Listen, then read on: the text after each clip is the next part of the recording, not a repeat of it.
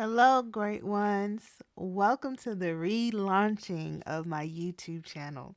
I just completed season 1 during the whole pandemic of the Living Me Great podcast, and I am transferring all the episodes over to my YouTube so that my new YouTube audience gets a dose of what my content is about. Please like, share, and subscribe, and enjoy the show.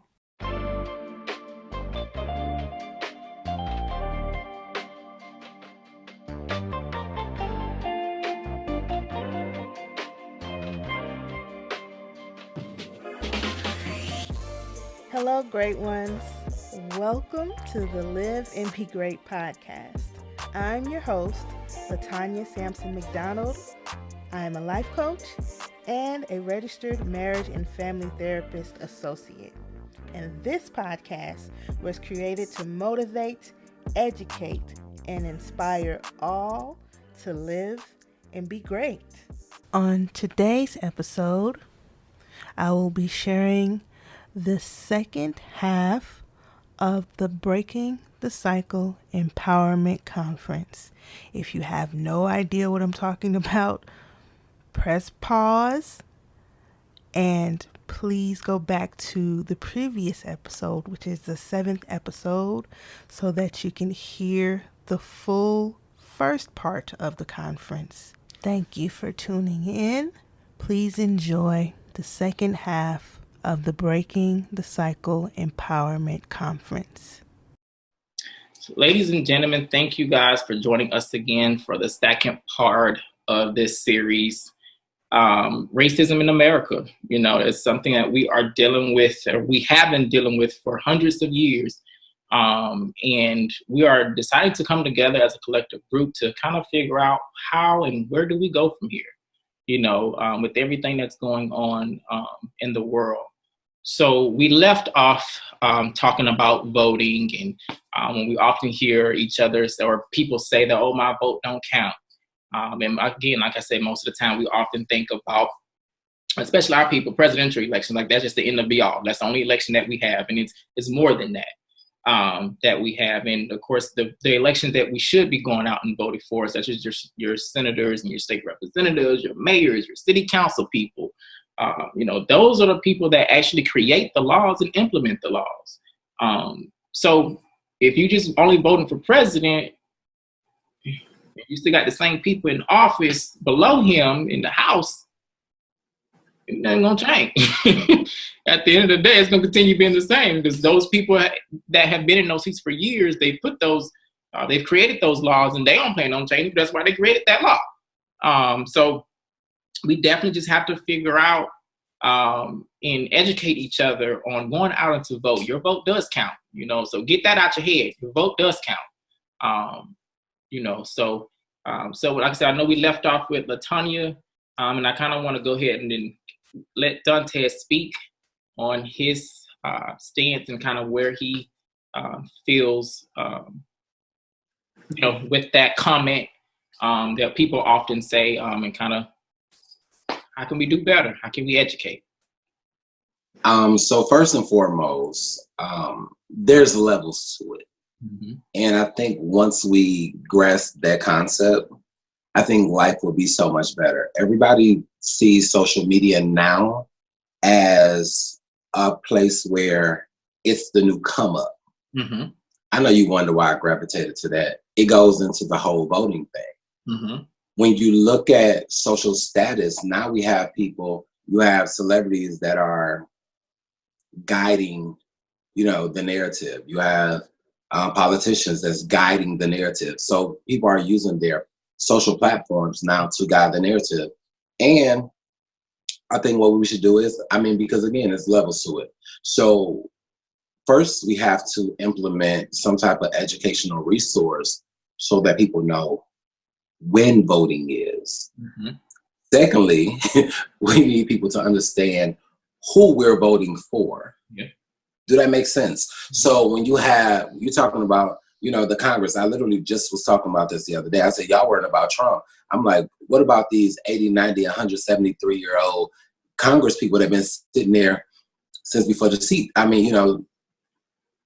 Like we have to get to that place where we're teaching people on their level, because everybody's not going to learn on Antoine's level. Everybody's not going to learn on Latonya's level or Rashawn or my level. So we have to be able to reach them where they at. How do we do that? Now we have to implement something that is structured, that will, as an educator, what I have to do is I have so many different learning types. So I have to create programs that everyone can learn from, even if they learn in different levels, on different times, or whatever the sort may be. I mean, whatever the case may be. So we have to do that same thing, getting people out there to vote, because it's very important. You know, I can't even stress the importance of voting, because, you know, we sit here and we wonder why, you know, traffic laws,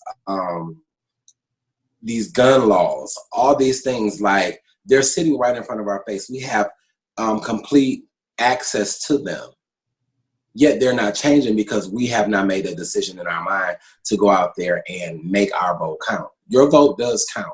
Please know that every time you add one to another number, the number changes. So that's what we have to get to, that place where we're almost to a place of demanding. You know, it has to be, because you have to see the importance of going out to vote. You complain about the line standing there to vote, but you'll stand in the line to buy some Jordans. Let's think about this. Does that make sense? You know, you'll stand in line to go get tissue when they say it's a storm in Georgia. I don't understand the thought process of people. So now we have to put back importance on voting. We have to put back importance on how we can be the change that we need to see. So just to give y'all a heads up, that is my new slogan for the 2020, 2021, 2022 year. Be the change. So I'm trying to go put on a shirt, Antoine. But you know, you'll go put a little cute little shirt on and stuff. Rashawn, you either. And Ty, I just met you, but you better not do it either. But we have to be that change. So, you know, like Antoine said, rent a van. Go take some people to go vote. You don't want them in your car, go rent a van, go rent a bus, go do whatever you know what I'm saying, whatever's needed. Like, now we need some new Martin Luther Kings and some new Malcolm X's. We need some new activists that are actually doing more than just talking, because talking gets old. And it's easy to get up there eloquently speaking with big words that break down dynamics that will shift change. But it's even more powerful when you can physically make that change. Yeah. So I'm definitely in agreement with Antoine. If we got to go get some buses together, you know what I'm saying, I guess I got to get behind the chair, do some more hair so I can make some money, so I can go get a bus or whatever. But, you know, I'm down for the cause, because we have to be that change. No one else is going to do it. Everybody is still making excuses, and it's time for us to be more accountable. Yeah. Let's just be honest. It's time to be accountable. It's time out for excuses. It's time for people to be accountable. And we have to get out there and be the face of what we want to see. I don't care if you're black or if you're white in office, long as you're doing right by the law.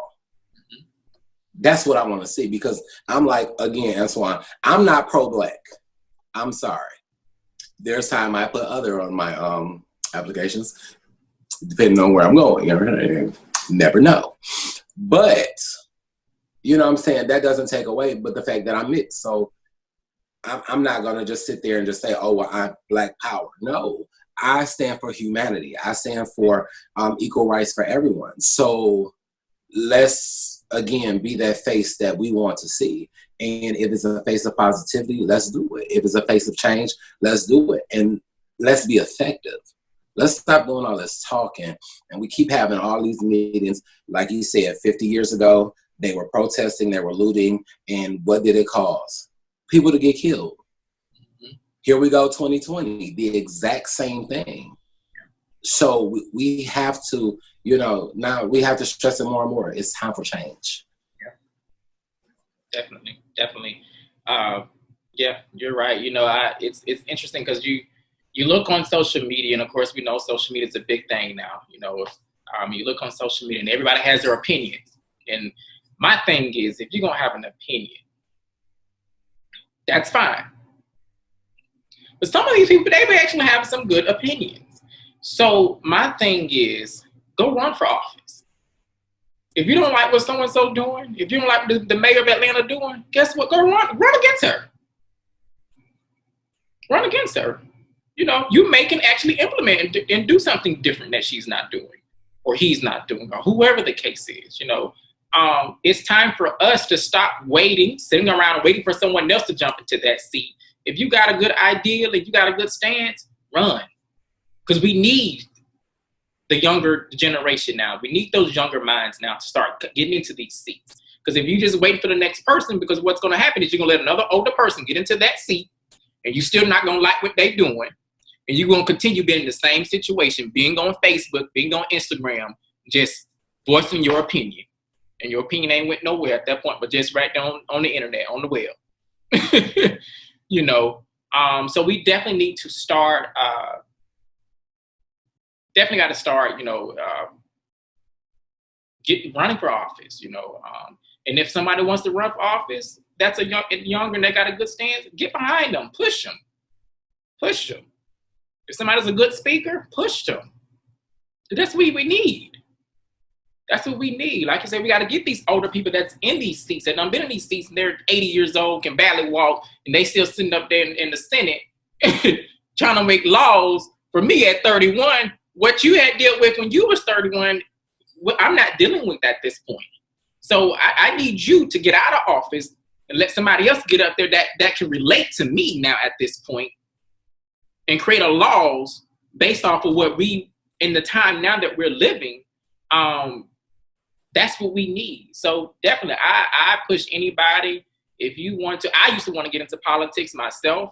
When I lived in Florida, I used to want to run for mayor for the city of Tampa. I didn't do it. I don't think politics is my calling. But definitely, I mean, if you have friends or relatives or someone that express their interest in wanting to do it, hey, if they got a good stance, push them. I mean, that's what we need. We need people. We need fresher minds in these seats. You know, so that's definitely very, very important. So now we're going to kind of shift things and kind of go into another, I guess you could say, topic for this evening. So the next topic is kind of what do we see the healing process now being for us, you know, and how do we get there? You know, once laws start changing, you know, again, once we're out here protesting, we're out here supposed to be hopefully voting, and once we get these people in office, now what is the healing process for America? You know, and for our people as a whole, because as Latonya said, it all starts with the mind. When I first wanted to start getting into doing empowerment conferences, that was my goal. You know, that word that we've been throwing around all night, educating. You know, so how can we educate people? And again, like I said, how and what do we see that process being, that healing process, and kind of where we go from then? Because again, this is going to be something that we're going to be, it's layers to it that we're going to be now having to undo hundreds of years, you know. And I often tell people, you know, and even when I'm talking to my parents, you know, not saying that they're right or wrong, I listen to them because, you know, they're older, they're wiser, they've seen more than what I've seen. But yet here it is now, I'm their child coming along. I now have seen things differently. You know, again, they didn't probably have the education that I have now. So I'm able to see things from a different perspective, that kind of can help bring and bridge that gap, the things that they couldn't have not done or did not see. So definitely, what is the healing process, you know, and educating each other on getting to that process. So how do we go from there? Latonya, talk to me. Okay, well, I think how we go from there is giving ourselves permission to heal, right? We've all had to be in sort of this survival. Being Black in America is, you're always on survival mode. Mm-hmm. You know, the first graders that are not Black, they worrying about nap time, they worrying about what they bring in the show and tell. Our first graders have to worry about not making it home. Okay, that's a lot of stress. It is. I think the strong Black man and strong Black woman is something that is killing us as a people, mentally, physically, and emotionally. And like we said earlier in the previous segment, is based on having to endure, right? So let's start with the why certain things are wrong. When I don't know how many of us have been in white spaces where, something like this, a tragedy happens, and somebody may ask you, well, what did the person do, right? If I could see a not police officer, but I could see a mass murderer who is white get fed Burger King and a glass of water, right? And I see an unarmed Black person, okay, have their hands up with no weapon, get shot, we should all be able to see the issue here. And if you're in those white spaces, speak up. It's no longer time to be silenced, right? It's no longer time to just say, well, whatever. This is just what you don't have to do that anymore. Patient is the key to take them, okay? Because that's what people are missing. I heard people say that, okay, with George Floyd and Breonna Taylor and Ahmaud Arbery, they're afraid for people to start digging up their past, right? Because when it comes to our people getting slain, they like to basically prosecute the victim. That's an issue, okay? And we have to make sure we're not doing that ourselves. We shouldn't have to answer that. Well, what did they do? What was their life like before? No, this is a human being. If that serial killer can get their day in court, so do we, right? It's definitely speaking up. Say something, educate people around you, even the people who don't look like you. If you're white and you're watching this, do the reading. You cannot pass the test if you do not do the reading. We should not have to consistently educate you. You have more access to education than we do. As Black people, do the reading. Pick up a book and read about us, okay? Because that's another issue that the world we live in has, is like, oh, if it doesn't affect me, it don't bother me. No, we're human beings first, before we're any color. We're human beings. So if it's not right for that human being to go through that, you should be able to understand and empathize with them. Also, our parents, sometimes I feel like every person that is born, they have an opportunity to be the answer, to hear their whole line, their whole lineage of people. Everybody has a chance to do that. Okay, as long as you're still breathing, you still got breath in your body, you still have a chance to add and try to heal that line. By you going to therapy, okay, is giving your ancestors a voice that they didn't have. So grant them that. They deserve that. You deserve that. You have to understand your value in this world. Okay, after you go to therapy, take your mom to a session, take your dad to a session, okay, and let them have that space, because I think even like the basic things that we've lost. I joke with my teenagers who come from abusive homes, and I ask them, what is an adult really? What is a person who is angry and acting out? Doesn't it look like a child? So that person who's yelling at you, telling you ain't gonna be nothing, doing all sorts of things to you, that's their inner self screaming out for that attention, because that little 7-year-old never got a voice, right? It's important to connect to that. If your parent won't go to therapy, ask them about their story. Ask them about their childhood and empathize. Sometimes you have to teach people how to treat you, right? by giving them that validation that they never got. Because that 9 times out of 10, that's what it is. We are all manifestations of our parents' unresolved issues. All of us. What they don't deal with, we will deal with. So if we don't know their story, we won't know how to correct it. Okay? So create that space, not only for yourself after you do it for yourself, but do it for your parents. Yes, I understand, Dad, you had to be hard on me because these were all the tools, but it hurt me, right? But I know you got that from somewhere. Where did you get it from? And how did it make you feel? Yeah. That type of understanding, that type of healing, I feel like is where we start in the home, and also holding each other accountable for our actions. Okay? As long as I give you the education, okay, I understand people moving, not having the education and continuing to hurt people. But once I give you the education, you are now responsible for the outcome. Okay? But I'm saying let's bring it back and at least give people the chance to get the education, to feel the empathy, to feel the validation, because every behavior, everything you do, it stems from childhood. There's a reason behind it. Yeah. So let's stop just looking at the surface. Everybody knows good and well, okay, this person, they got an attitude, something going on in their life. Mm-hmm. Everybody knows.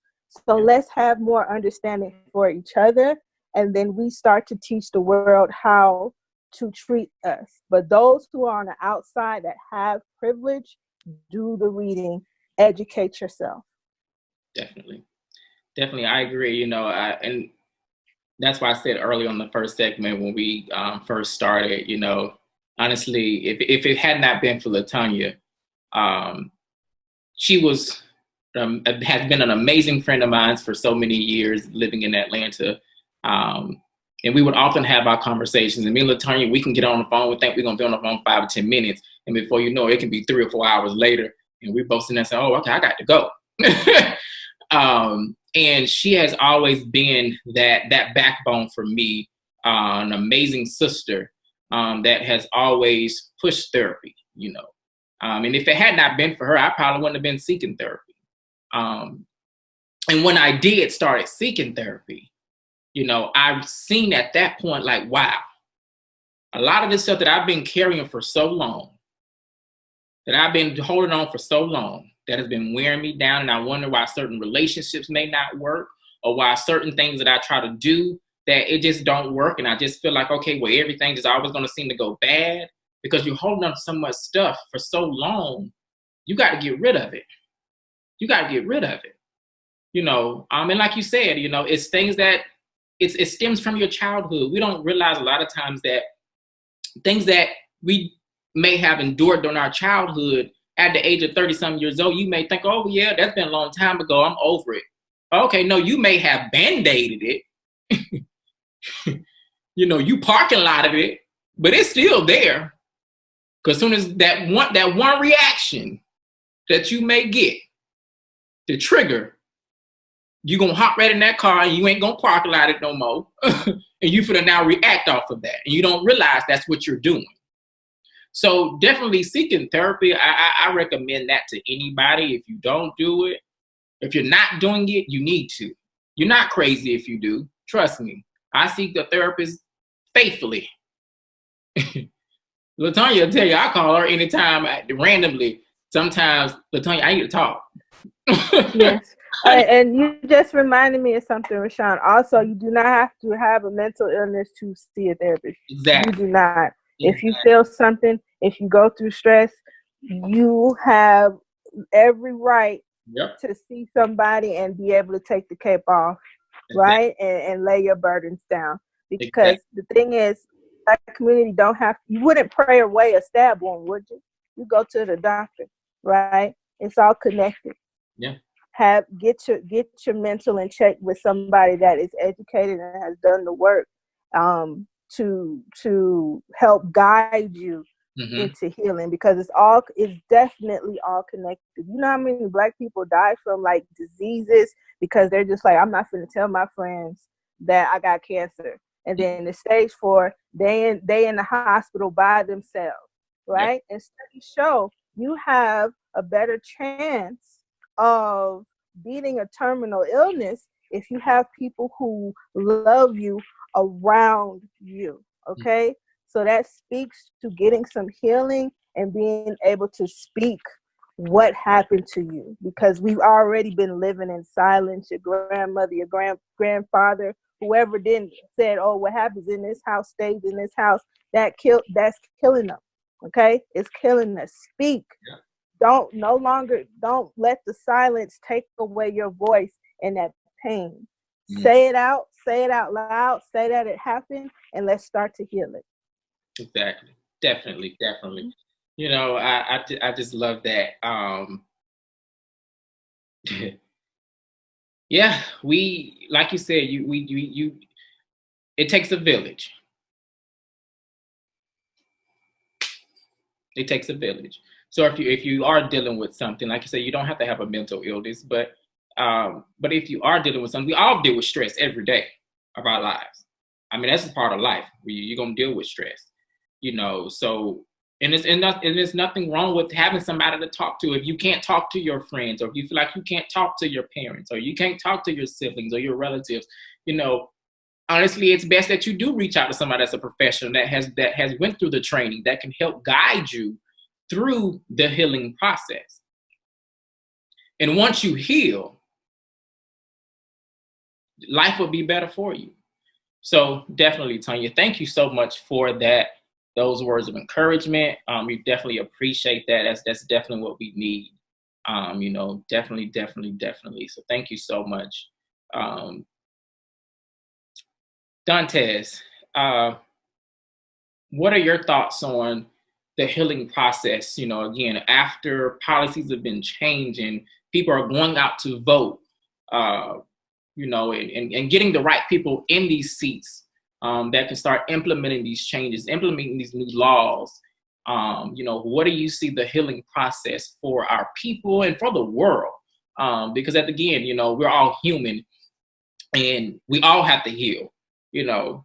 So what are your thoughts on the healing process? So one thing I'm going to say, I believe that all four of us are going to agree that mental health is the first priority. That's definitely hands down the first priority. It's ironic that today I preached on Paul, you know what I'm saying, who had a different name at first. And one of the things that I noted was it's a great thing that God does not allow our beginning to be our ending. You get what I'm saying? So when Latonya talked about our people being afraid of our past being exposed, if you expose it, you don't have to worry about no one else doing it. That makes sense? So I jumped ahead of the game, and I've always been very transparent because I knew that one day in my life that, you know, I would make an impact. I knew the direction of which way my life is going to go.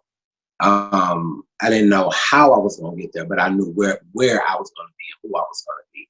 So I definitely see our nation only healing if they make a conscious decision to focus on mental health, becoming mentally healthy, and taking accountability for actions. You know, we can't dwell on the past.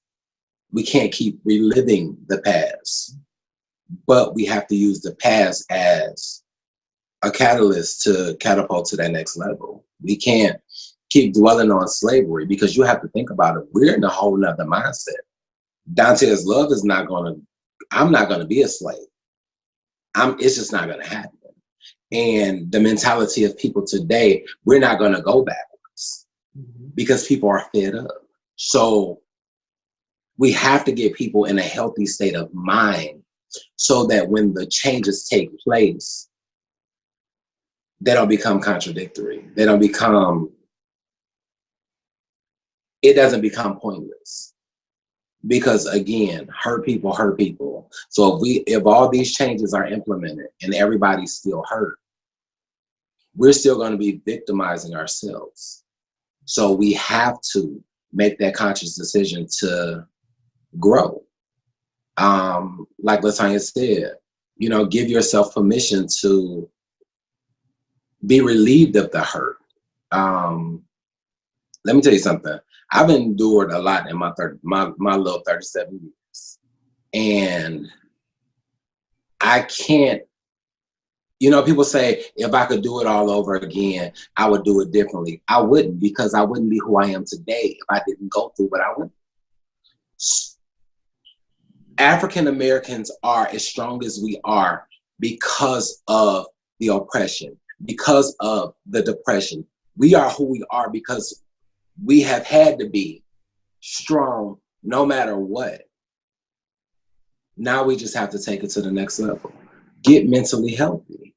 And if we get mentally healthy, I believe that we can be so much more impactful. We have, like, the creativity that comes from our culture is undeniably world changing.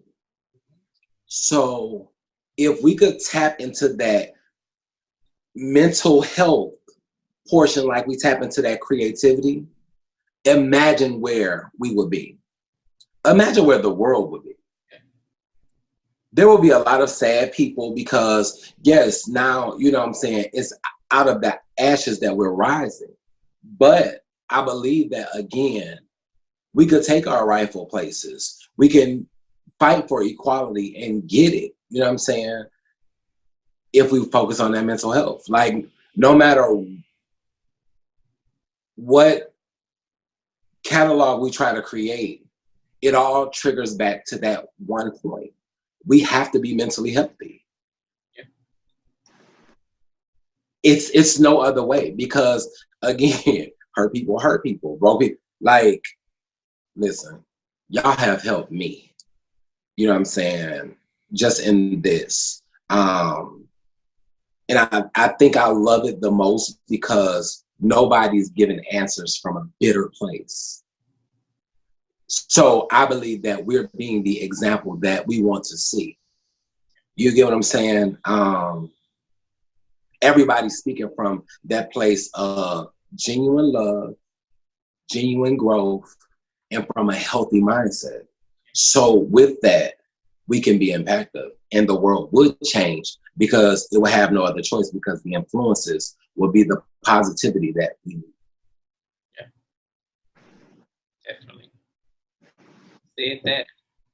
They said. Well, sometimes I get a little deep, then I start playing too much, so I'm gonna mute my mic before I mess up. Said that. That is so true. I often, before we turn over to Antoine, I often think about something that he does regularly. We don't realize the power that we have as Black people. We don't. I love the fact when you talk to Antoine, he doesn't really acknowledge you by your name. And I love that. When he speaks to you and calls you a king. When he speaks to you as a female, he calls you a queen, because that's who you are. That's who you are. And we don't realize the power that we have. We don't. You are a king. You are a queen. So it's time for us to start sitting on our rightful place on that throne and rule like we're supposed to rule, and take this world and take this nation to the next level that it's supposed to be in. It's time for us to stop being silent. No more. I was telling somebody the other day that it's just something about, again, this situation with George Floyd that, to me, that sits. It hit different. It hit different. I feel like now is the time that we are tired. I want my seat on the throne. I'm tired of being silent. I want my seat on the throne at this point. So now that things are changing, now that we are being vocal, now that we are now uniting, now it's time for us to now get behind each other and push each other. It's not time for us to only do it for the month of June, and then July, they give you another stimulus, you back at the mall again, and we ain't hear you saying nothing no more. Where you at now? And then here it is if COVID do a second round, then what? You out your job again, or then now you want to start talking up? No. Keep it going. Keep it going. Continue talking. Continue having these conversations. You know, I often tell my friends all the time, you know, we can get together. We can go out for drinks sometimes. We can go to the club sometimes. We can do this. We can travel. But I love those moments when I can sit down with my friends and we have real, genuine conversations about real issues. I'd rather do that any day. Any day. Because once we start seeing the change, okay, cool. I'm comfortable enough to go back and start having drinks with everybody at that point.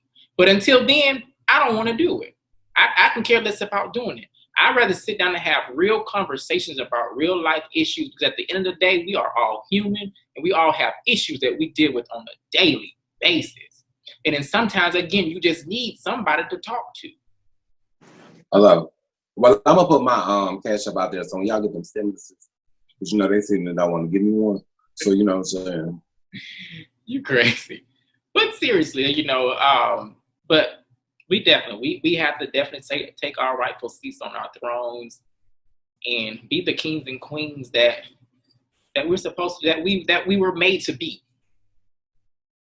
So Antoine, we're going to go ahead and turn it over to you with what are you thinking? Where do you see the healing process for our people, for our nation? You know, again, when things change, because we're gonna speak and we don't decree and declare it right now, because some changes gonna happen.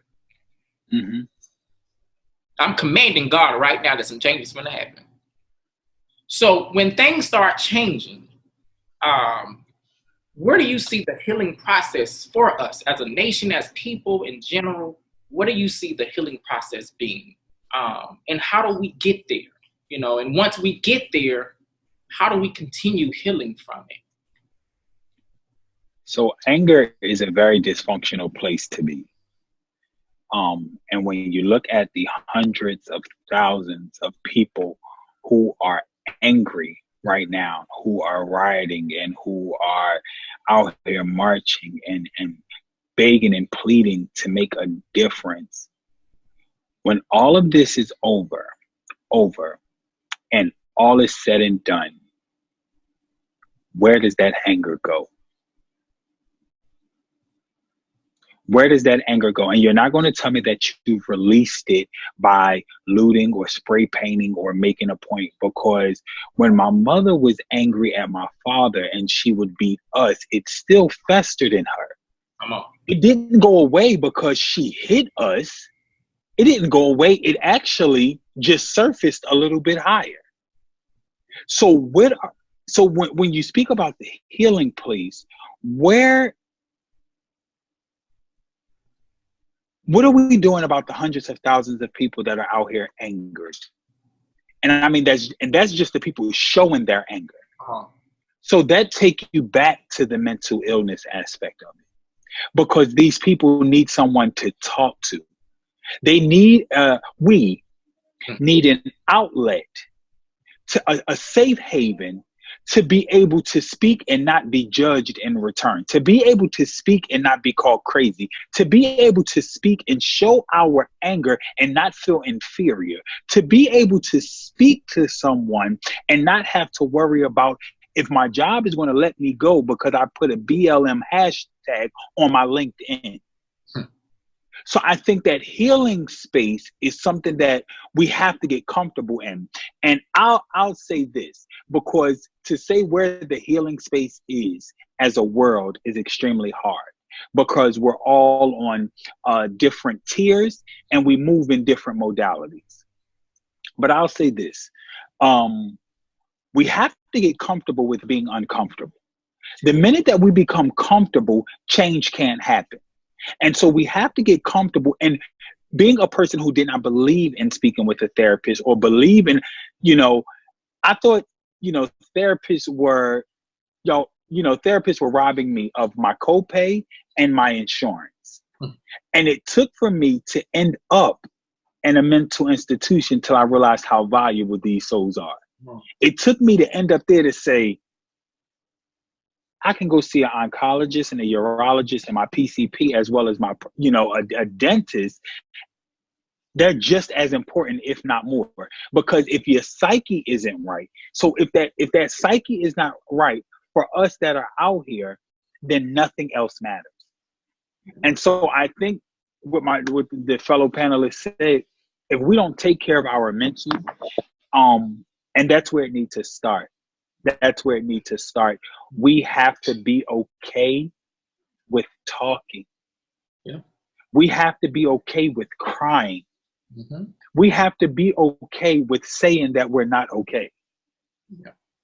And once we get there, once we're able to have that conversation with someone, and where you can counterpart you can have a conversation with your white counterpart at work and not be afraid or intimidated because you think that you're going to get terminated, because that's where anger build up at.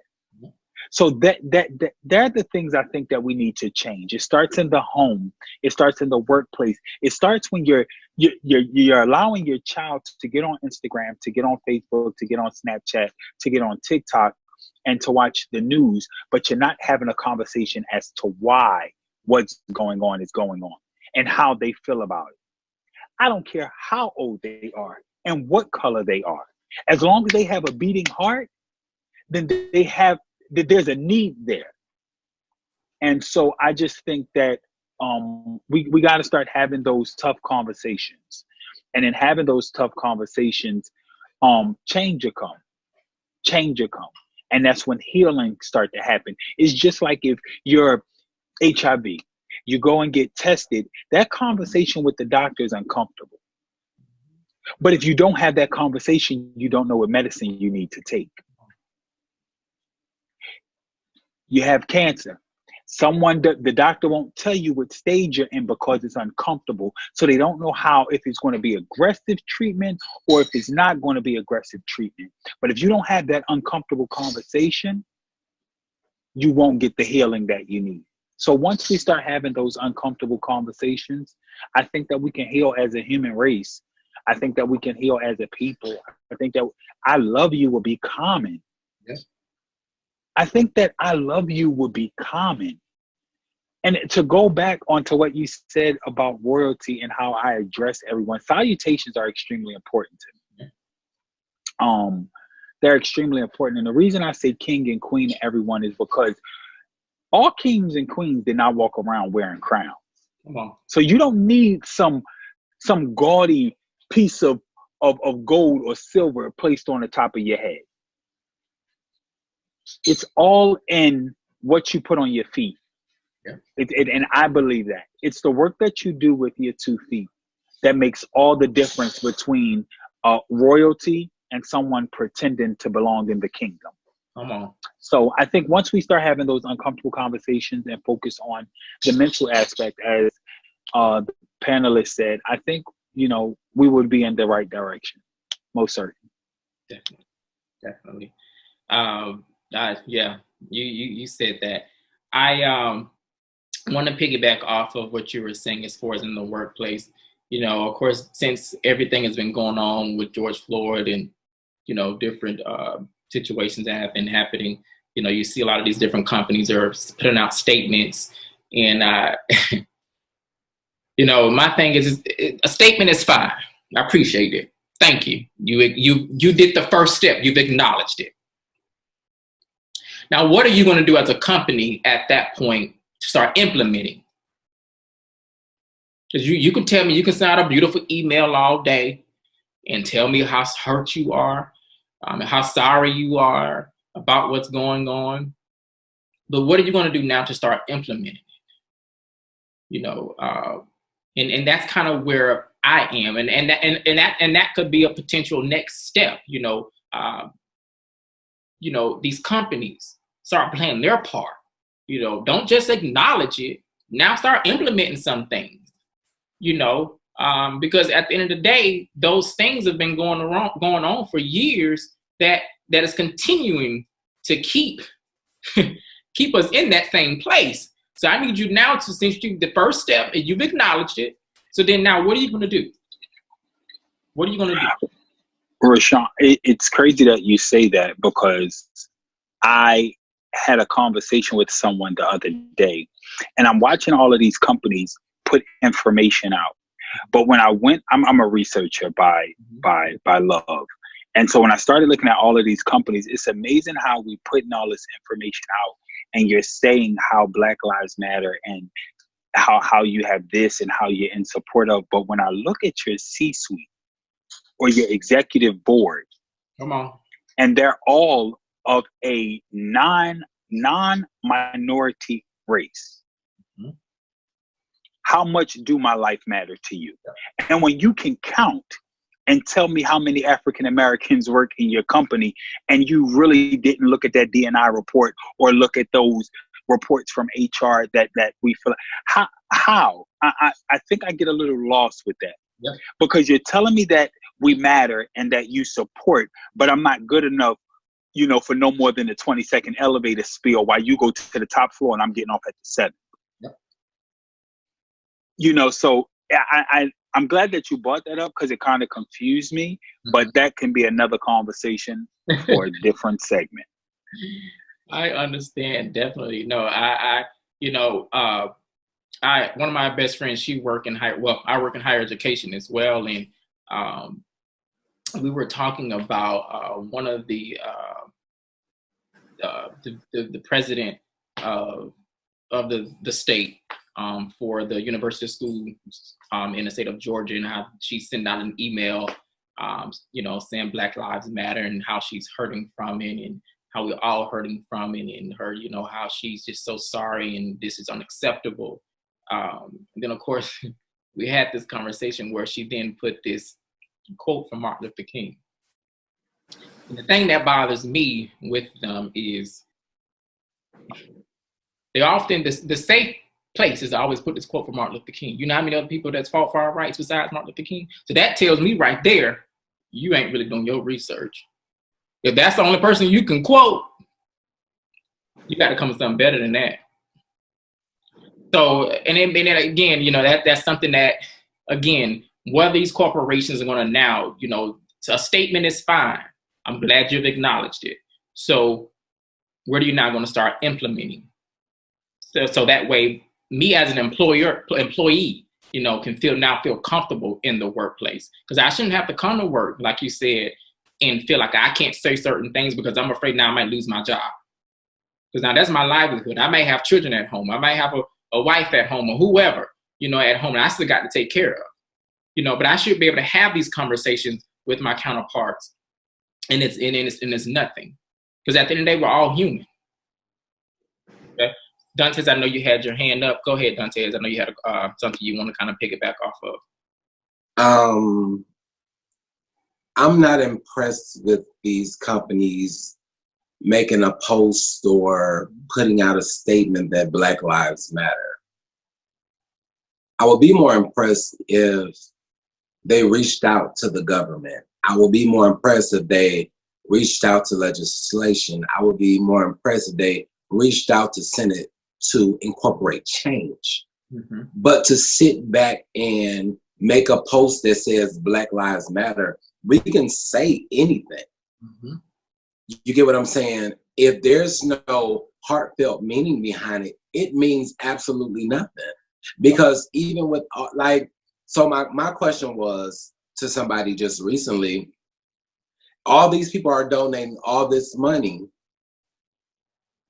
to a supposed change or to something that's supposed to change the narrative. But the issue that I have is, what about the people that's already been living in poverty? What about the people that has already lost someone to police brutality? What about the people who, have had to live and endure through this time, and you're donating money to be of assistance to them when there's people that's still living in poverty and you could have been of assistance to them? You get what I'm saying? So I'm not impressed with Macy's or nobody else saying, oh, well, I posted that Black Lives Matter, because that means absolutely nothing. What means something is you taking the initiative to bring forth change so that these kids don't have to be scared to walk to the store because the police might just so happen to have a bad day and want to put their knee in somebody's neck. You get what I'm saying? So, okay, I'm gonna calm down because now that got touchy for me, because it's like we're living in this time where we have to walk on eggshells. We can't speak on certain things because everybody's in their feelings, everybody's in their emotions, and now we have to change. Change has to happen. Change has to happen. Definitely. I feel you on that. Definitely. And again, like I say, the first step is acknowledging it. And I appreciate companies for acknowledging it. And even with, like you said, y'all giving all this money away. What about the African-American woman, single mother, that may have the same degree as this Caucasian woman? So all this money you got just laying over here now that you can donate to this organization. Why not give that woman a raise? So that way she don't have to struggle to take care of her family anymore. So that way she can be on the same level as that white woman. Why not do that? So I definitely agree with you on that. Definitely, it's other ways that you can implement this change without just, a statement is fine. Again, thank you, appreciate it, that you've acknowledged it. But what are you going to do as companies to now start changing the narrative and implement some change? So definitely, I agree with you on that. Latonya, did you have something you want to say? Yeah, do the reading. Stop playing. Do the reading. Educate yourself. Another issue I feel like we also have is I'm in LA and I'm hearing about people's schooling, white and black. The only thing they know about black people is slavery. That's it. Okay? You ain't doing the reading. So a lot of people are not going to understand the gravity and the amount of pain. America, you not seeing a 0.2% of what black people's anger equates to based off of how much they've been enduring. And that looks like revenge. Okay? That looks like burning the whole world down. That's how much anger we got built up in pain we have built up. So still our people are out there showing a whole lot of restraint based on the amount of pain that they have endured already. Okay? So we can't just take, all right, just let me post about it. We can't just take, okay, let me throw some money at it. Like the whole system, the systems need to change because they're set up for us to fail. Like they had a conversation about a law, the lynching law, right? And like there was a Republican saying that, okay, we don't want somebody that is black to get 10 years if they slap a Jewish woman, right? But if you change it, okay, if a white person slaps a black person and it's a hate crime, that means because they're still in a position of privilege, they'll only get a slap on the wrist. Yeah. So the system is still set up for us to fail, whatever they put in their laws, however they tweak it, right? So the people who have the knowledge and understand that, you need to do better. Because I feel part of me feels like you don't want us to notice. Yeah. Right? The little parts. Like, do you guys remember, like a few years back, I think when Bush was president, there was something in the Constitution that by a certain time, it will take away our black people's right to vote. Does anybody remember hearing that in the news? Every 25 years, Congress or African Americans have the right to vote. And a lot of us don't even know that. Right. Exactly. But they know it, right? So if you see this and you know it, we see you. Yeah. Do your part. Yeah. Definitely. That is so true. Yeah, a lot of people don't even know that every so many years, Congress votes for us to have a right to vote. And that's what bothers me a lot of times when I do hear people say, well, my vote don't count.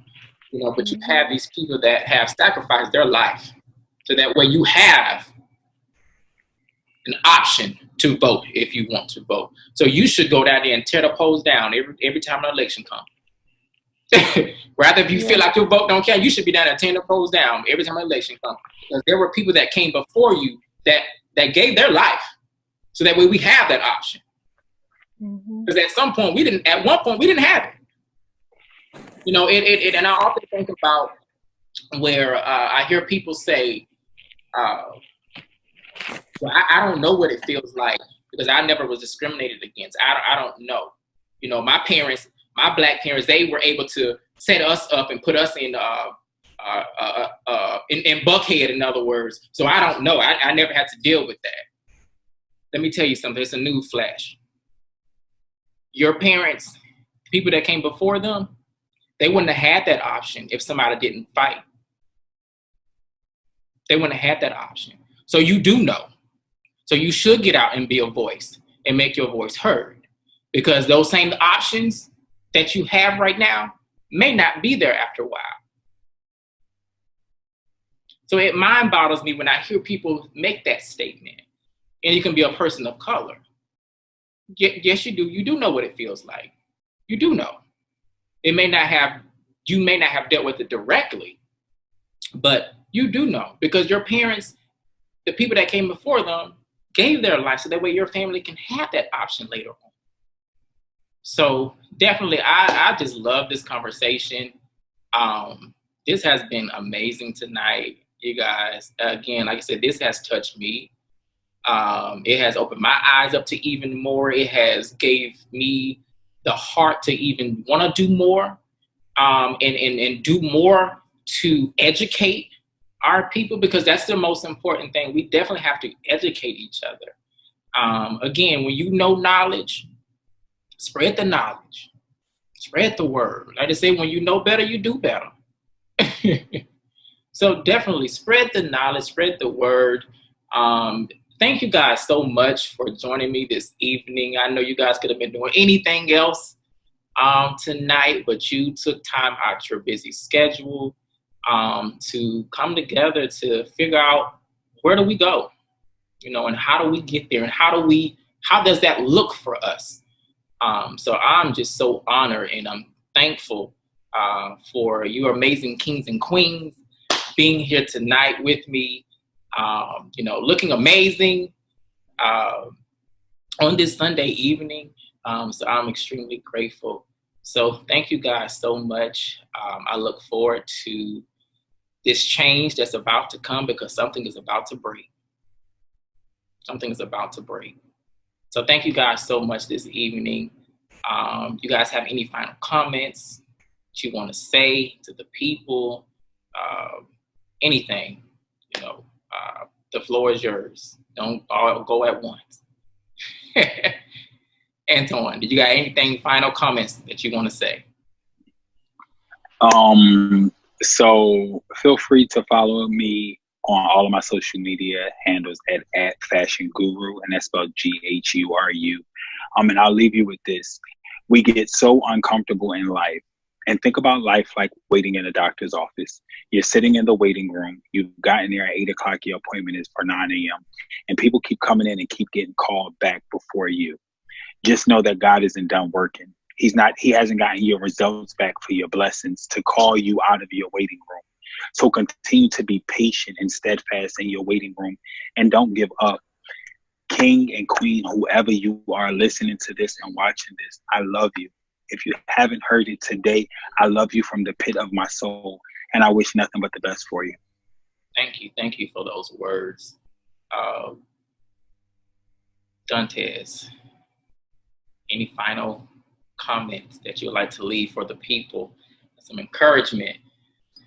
Well, I sure do. Yeah,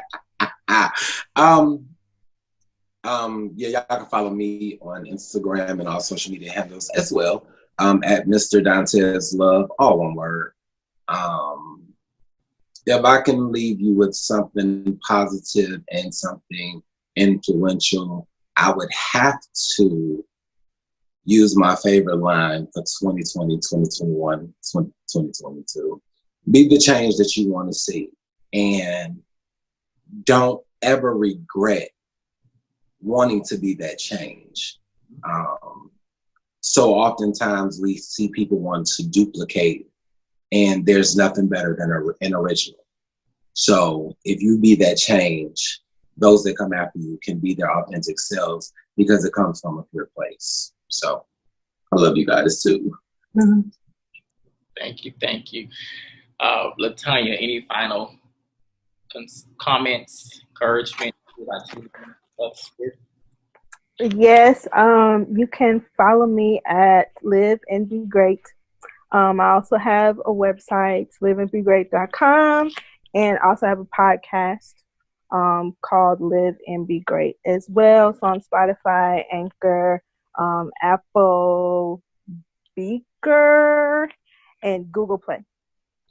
I would just like to say, I want the world to just have more empathy for each other, more understanding, to just have a conversation. You don't have to create change just through an argument, because when you have two people arguing, you can't really hear each other, right? You can disagree, you can do things different, but let's just have more understanding for our pain, especially as Black people. Don't go into this idea as just because I have the education, now I'm better than the person that didn't have access to the education. No, bring it to them. Bring it to them. And also another thing is that everybody's pain has value. Okay, you may not meet the person that needs to hear your story today. You may meet them 10 years from now, and you'll understand why God allowed you to go through what you went through. Because honestly, sometimes it's not about what's being said, but it's about the vessel it is coming from. So the person who's been through things that I haven't been through is not going to hear it from me, because that story is not the same, but they'll hear it from you because of your story. And that is why you went through what you went through. So that person can see that there is light at the end of the tunnel because you made it. Okay? So speak up, tell your stories, talk to each other, have empathy, and healing starts within. Once you heal from within, you'll understand your worth and what you're owed. Yeah. You can't understand your value if you don't value your emotions, your life, and your story. No one else will. Okay? And ask a Black child, how was their day? Because nobody does that. So do that for me. If you see one, no matter what race you are, whoever you are, ask a Black child when you run into them how their day was. Yeah, definitely.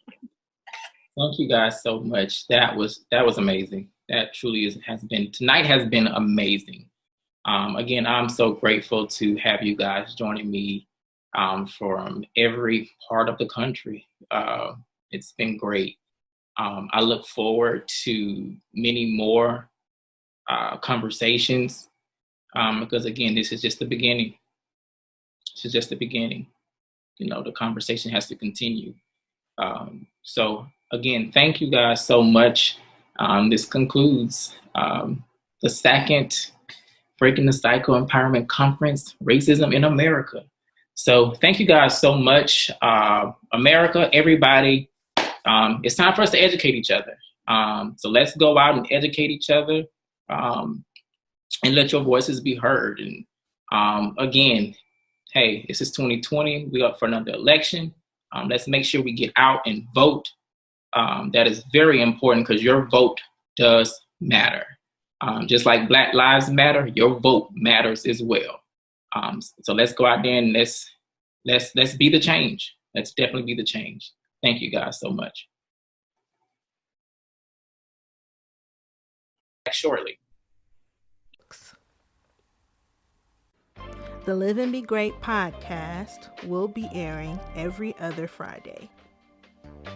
If you have truly enjoyed this podcast, thank you. Thank you for listening. Thank you for giving Live and Be Great a chance. Please feel free to share like, give a review, subscribe on whichever platform that you're listening to right now, on iTunes or Apple Podcast, Spotify, Anchor, as well as Google Play. The Live and Be Great podcast is strictly crowdfunded, so if you are interested in becoming a supporter, you can click the link in the description, or you can go to liveandbegreat.com and scroll to the bottom and donate to the Live and Be Great podcast today, so I can continue to give you good and motivational content. Thank you all for listening, and don't forget to give yourself permission to live and be great.